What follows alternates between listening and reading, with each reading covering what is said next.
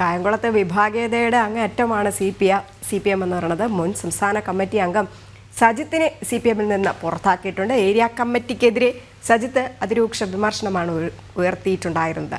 Area നേതൃത്വത്തിന്റെ പക്ഷപാതപരമായ സമീപനങ്ങൾക്കും area സെക്രട്ടറിയുടെ സ്വത്ത് സമ്പാദനത്തിനും എതിരെയായിരുന്നു വിമർശനം.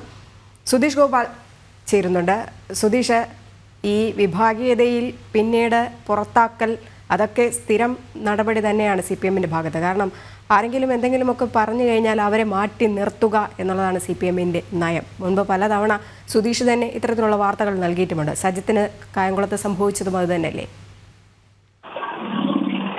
അങ്ങനെ തന്നെയാണ്. ഇതിൽ ഏറ്റവും എടുത്തു പറയേണ്ടത് സജിത്ത് സി പി എം പ്രവർത്തകനാവുന്നതിന് മുമ്പ് തന്നെ SFIയിലൂടെ വന്നതാണ്. അന്നാണ് ക്യാമ്പസ് ഫ്രണ്ടുകൾ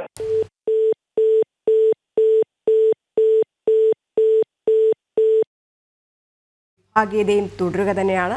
ഏരിയ കമ്മിറ്റിക്കെതിരെ സജിത്ത് രൂക്ഷ വിമർശനം ഉണ്ടാക്കിയിട്ടുണ്ടായിരുന്നു. അതിന് പിന്നാലെ സമൂഹ മാധ്യമ പോസ്റ്റിൽ അതിന് ശക്തമായി തന്നെ വിമർശനം ഉന്നയിച്ചിരുന്നു. ഇത് ദഹിക്കാത്ത നേതൃത്വമുള്ളപ്പോൾ പുറത്താക്കിയല്ലാതെ മറ്റ് നടപടികളില്ല എന്ന് വേണം കരുതാൻ.